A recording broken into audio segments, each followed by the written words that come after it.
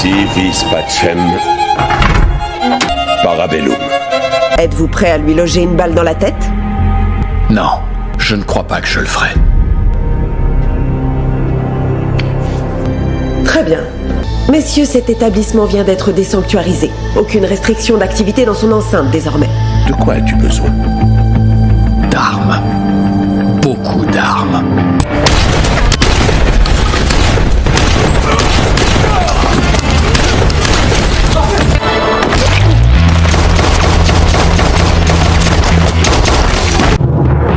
Consequences.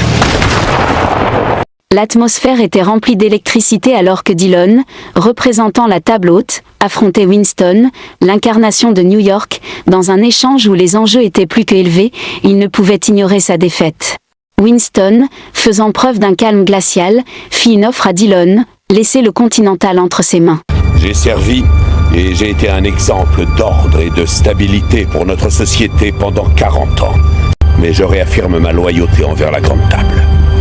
Mais Dillon, pris dans le vif du sujet, exige de Winston un acte de soumission absolue, éliminer John Wick sur le champ. Qu'allons-nous bien pouvoir faire de John Wick? Winston accepte et déclare d'une voix froide que la seule solution pour sauver le Continental était d'abattre John Wick. Puis les balles ont sifflé sur John Wick, tombant d'en haut avec une gravité incroyable. Dillon, témoin de cette exécution brutale, exigea la consécration du Continental en faveur de Winston. Le Continental va donc pouvoir bientôt réouvrir ses portes. Pendant ce temps, le corps mou de John Wick est escorté dans une calèche par l'un des gardes du Bowery King jusqu'au quartier général de ce dernier. John Wick est jeté sans ménagement hors du chariot comme un déchet ordinaire. Bowery King, le regard sérieux, « Entendez-vous, John ?» demande-t-il en étudiant attentivement le visage de John. Il lui demande de lever la main pour vérifier son état de colère. Bowery King demande alors à John Wick de le rejoindre dans sa quête de vengeance, prêt à affronter ensemble leurs ennemis communs. Et toi, John, t'es en rogne? Ouais. John Wick travaille dur pour préparer sa vengeance en s'entraînant profondément sous terre avec le Bowery King. Par moi l'on va dans la cité des pleurs. Alors que les flammes dansent dans l'obscurité, illuminant faiblement leur repère secret, Bowery King demande à John Wick d'une voix grave s'il est prêt pour la bataille à venir. Tu es prêt, John? Oui. Wick, déterminé, dans un tourbillon de balles et de poussière, il tente d'éliminer 3 personnes représentant la table haute. Après avoir éliminé ses cibles avec une précision mortelle, John Wick s'approche de l'ancien chef imperturbable de la Grande Table et lui demande, agenouillé devant lui, il exprime son désir de liberté. Ma bague. Ma liberté. Mais l'ancien chef de la table haute révèle d'un ton sombre à John Mesh même s'il le tue, son sort restera inchangé. Il souligne que la paix ne viendra jamais pour John Wick et que rien ne pourra changer sa nature. Et aucun de nous n'échappe à la Grande Table. John Wick, réalisant la véracité de ses propos, saisit un pistolet et vise la tête du vieil homme. Dans un moment de tension palpable, il semble prêt à sacrifier sa propre liberté pour briser les chaînes qui le retiennent. À New York, le messager Harbinger fait une grande apparition au Winston S. Continental Restaurant, où il est reçu par Sharon, le bras droit de Winston. Le Harbinger présente solennellement une enveloppe scellée avec un décret et exprime le désir de rencontrer le directeur Winston. Le directeur, s'il vous plaît. En ouvrant l'enveloppe, Winston découvre le contenu du décret et exprime son incrédulité. Ce doit être une erreur. Mais Harbinger soutient fermement que ce n'est pas le cas et que le message est bien destiné à Winston. Sur ordre du marquis, cet hôtel a été condamné. Faites évacuer l'hôtel. Le marquis, membre influent de la haute table, convoque Winston, le respecté manager du Continental Hotel de New York, ainsi que son fidèle concierge, Sharon. Avant d'entrer dans la salle où se déroule la réunion, Winston prévient sérieusement Sharon que son sang-froid doit rester inébranlable, mais lui ordonne de ne pas franchir le seuil avec lui, anticipant des échanges désagréables. Sharon, malgré cet avertissement, répond avec une calme détermination. Ainsi va la vie, monsieur. Confronté au marquis, Winston et Sharon écoutent ces paroles avec une attention mêlée de méfiance. Le marquis leur dit sans embâche que la table haute lui a fourni des fonds illimités pour éliminer John Wick et reproche à Winston de ne pas avoir terminé la tâche plus tôt. Winston, fidèle à sa croyance en la seconde chance, prétend croire en cette possibilité. J'ai tiré sur lui. Cependant, il est toujours en vie.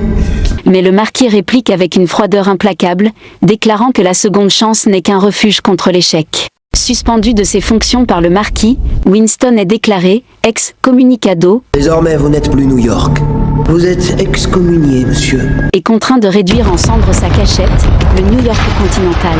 Sharon, fidèle jusqu'au bout, subit une exécution impitoyable et injuste sous la balle du marquis. Dans son dernier souffle, Sharon lui prononce des paroles de loyauté et d'honneur. Ça a été un honneur, mon ami. John Wick se réfugie au Osaka Continental, dirigé par son fidèle ami Shimazu Koji, où il espère trouver un moment de répit dans ce tourbillon de violence et de trahison. Cependant, une fois en sécurité sur l'Osaka Continental, Koji prévient John Wick que leur cachette d'Osaka pourrait être la prochaine cible de la vengeance de la table haute. Il demande à John de réfléchir à la réalité inexorable de leur situation, soulignant que tant que la table haute existera, leur combat ne finira jamais. Une bonne mort n'arrive qu'après une bonne vie. Père, la grande table. お客様のご到着だ。おもてなしの準備を。 Bienvenue au Continental Osaka, messieurs. Que puis-je pour votre service? Koji se retrouve face à face avec Shidi, le bras droit du marquis, qui demande avec arrogance la permission de fouiller l'hôtel pour retrouver John Wick. Koji, faisant preuve d'une fermeté calme, refuse cette demande, déclarant qu'il représente Osaka et exigeant que Shidi et ses hommes déposent les armes. Shidi critique avec mépris Koji pour ne pas avoir commis les mêmes erreurs que Winston.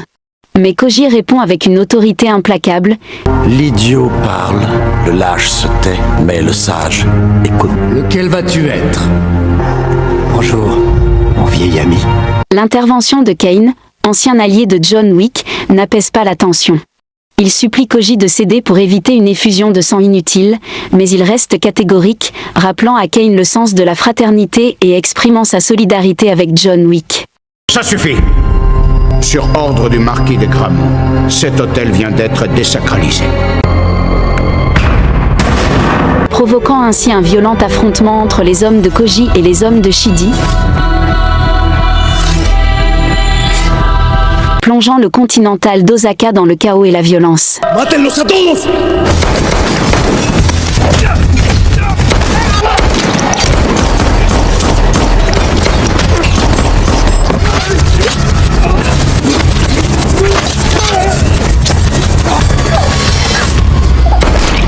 Pourquoi vous êtes venu? Mais avant qu'il puisse répondre, un de ses gardes l'avertit de l'approche des hommes de la table haute. Alarmé, Vous êtes armé? et sans attendre sa réponse, John réagit instinctivement en tirant sur les hommes qui s'approchent d'eux. Une bataille fait rage sur le continent d'Osaka alors que John Wick,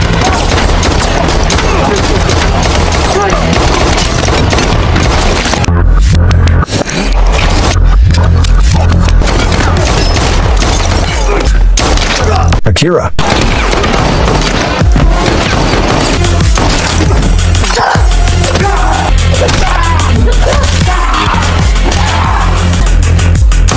et Koji luttent contre des vagues d'assassins lourdement armés.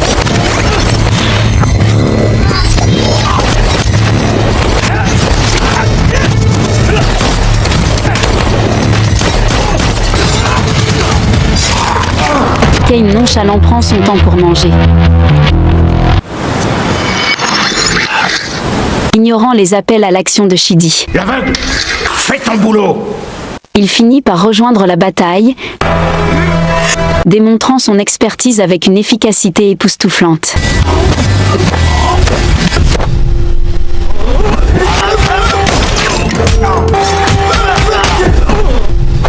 Avant de partir, Koji demande à John Wick d'éliminer tous les gens de la grande table. Enragé, John Wick se bat sans pitié.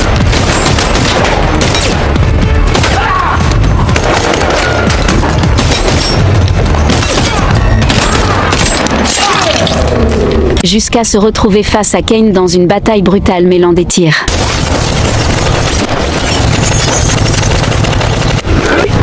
Et combats rapprochés.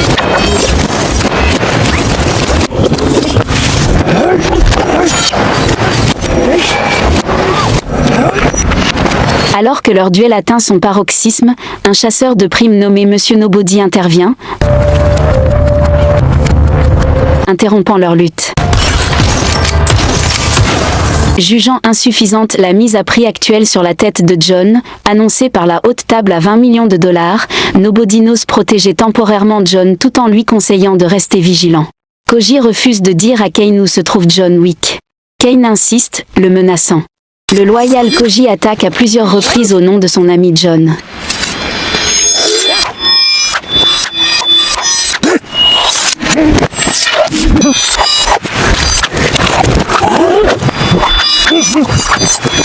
En fin de compte, Kane tue Koji à contre-cœur, mais épargne Akira. Je t'attendrai.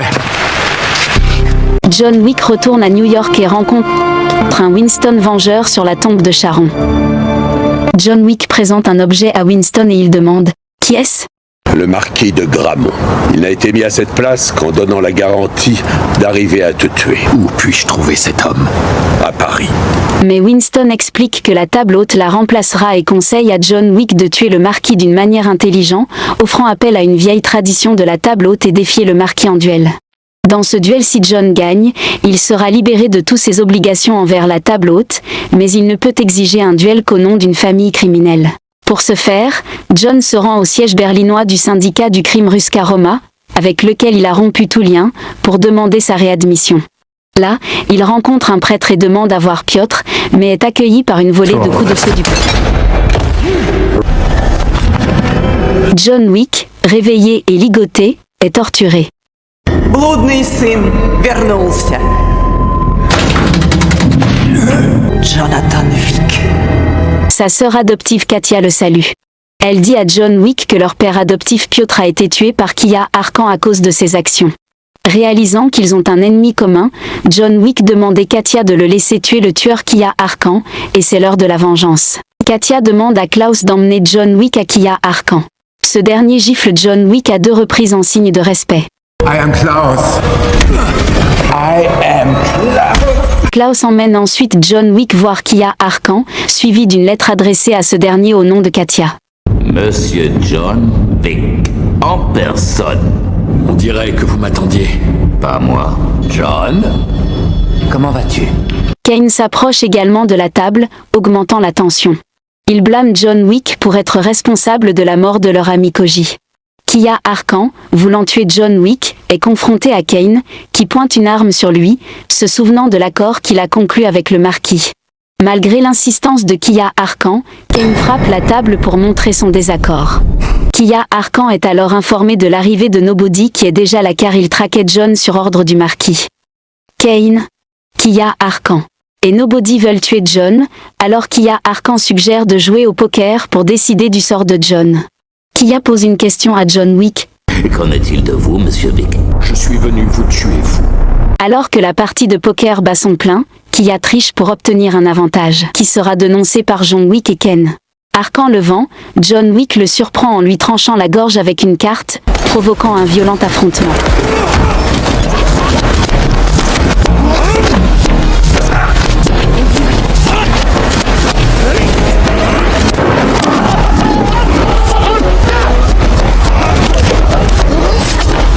John Wick poursuit Kia dans un duel à mort.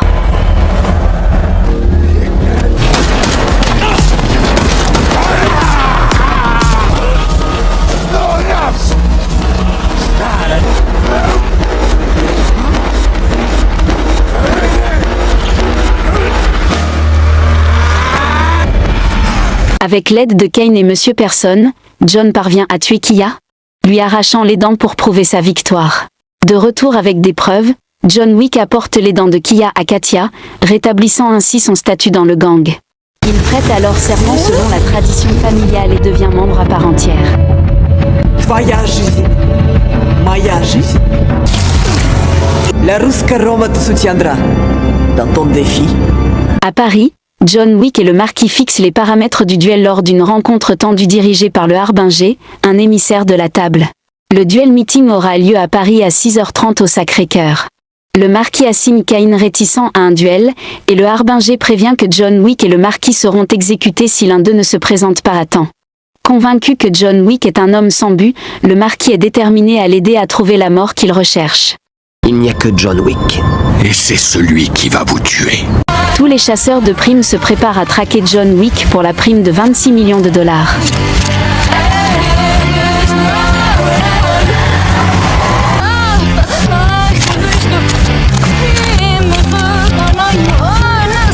Accompagné de Winston et de Bowery King dans un bateau et escorté jusqu'au lieu du duel, John Wick avant de partir dit au revoir à ses amis. Lorsque le soleil se lève à 6h03, John Wick sort à peine de terre qu'il est immédiatement repéré et annoncé à la radio. Il s'engage alors dans un combat intense avec les assassins qui se dressent sur son chemin vers le Sacré-Cœur.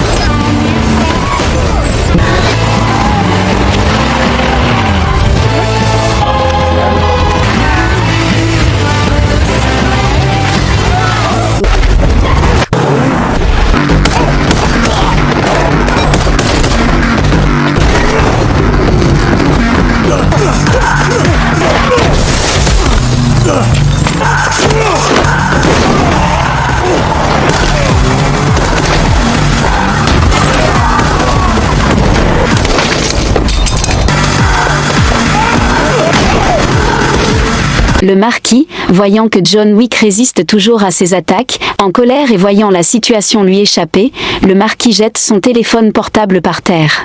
John Wick s'enfuit dans une maison et continue d'éliminer ses agresseurs.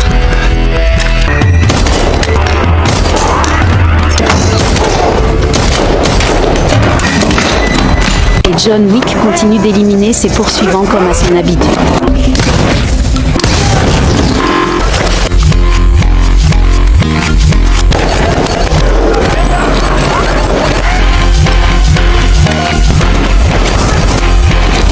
Nobody engage John dans un combat au corps à corps.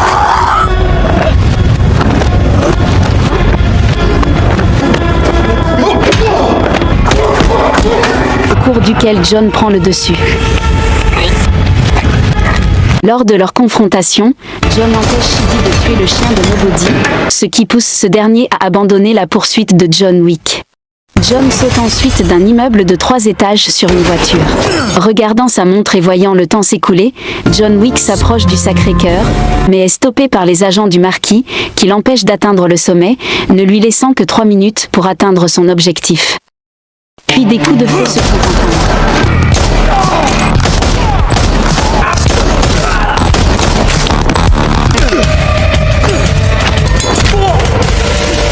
John Wick, à proximité de la scène, est poussé par Shidi très loin. Et une bagarre éclate. C'est alors que Cain arrive et lui dit qu'il souhaite qu'il assiste au duel à l'heure convenue. Cain récupère John Wick et lui dit qu'une bataille va commencer contre l'attaque du Marquis. Après cela, Monsieur Nobody les rejoint et les aide à combattre plusieurs assassins.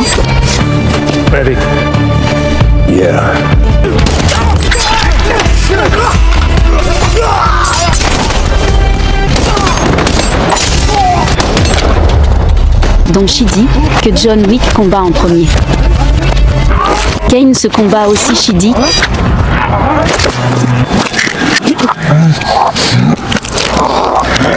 qui est tué grâce au chien de Nobody.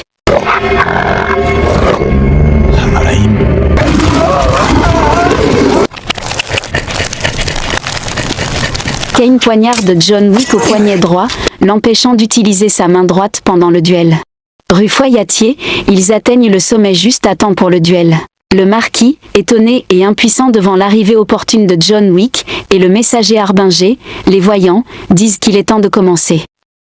Bien avant cela, on leur sert à boire et ils prêtent tous le serment suivant. Le Harbinger dit « Cherchons la vérité et nous en subirons toutes les conséquences » et ils répondent tous « Nous en subirons toutes les conséquences ». Cain et John Wick se préparent, chacun enlevant sa veste. Des armes de duel sont distribuées à tout le monde, John Wick et Cain. L'émissaire Harbinger leur demande d'abord à Cain puis à John Wick s'ils sont prêts. Les deux répondent oui. Et le messager Harbinger dit, je remets vos âmes entre les mains de Dieu. Nous naissons en mourant, de cendre en cendre, de poussière en poussière. Et il donne cet ordre. John et Kane se sont blessés lors du premier round de tir à 30 pas. Lors du deuxième round de tir en 20 pas, les deux se blessent mutuellement, ce qui leur fait très mal. Le Harbinger leur demande de s'éloigner de 10 pas. Winston dit à John Wick, maintenant que tu es proche, tu vas l'achever. Tous deux se préparent et il y a une période de tension et de peur des deux côtés. Le Harbinger donne l'ordre et le troisième round, qui se déroule à 10 pas du centre, se termine lorsque Kane blesse grièvement John avec une balle. Le marquis libère alors Kane et sa fille de toute obligation envers la table haute. Exigeant le coup de grâce, le marquis s'empresse de changer de place avec Kane. Le marquis pointe son arme et est sur le point d'achever John. Winston réprimande le marquis pour son arrogance, révélant que John n'a pas encore tiré sa troisième balle. Surpris par le marquis, John exécuta immédiatement le marquis d'un coup de tête, mettant ainsi fin au duel. Monsieur Nobody, impressionné par le coup de génie de John Wick, rit de joie. Le Harbinger accorde à Kane et John la liberté de la grande table, ainsi que la réintégration de Winston en tant que directeur de l'hôtel Continental de New York, qui sera reconstruit avec les fonds de la grande table. Kane remercie John Wick de l'avoir épargné en ne tirant pas la troisième balle, et John Wick dit que Kane lui doit. Jonathan Wick, alias John Wick, demande à Winston s'il peut le ramener à la maison et Winston accepte. John réfléchit un moment à sa vie et à son mariage avant de succomber à ses blessures dans les escaliers. Quelque temps plus tard, de retour à New York, Winston et Bowery King ont dit au revoir à John Wick sur sa tombe en signe de respect pour leur grand ami, situé à côté de la tombe de son épouse Helen Wick. Winston s'approche de la tombe de Wick et dit « Adieu, mon fils ».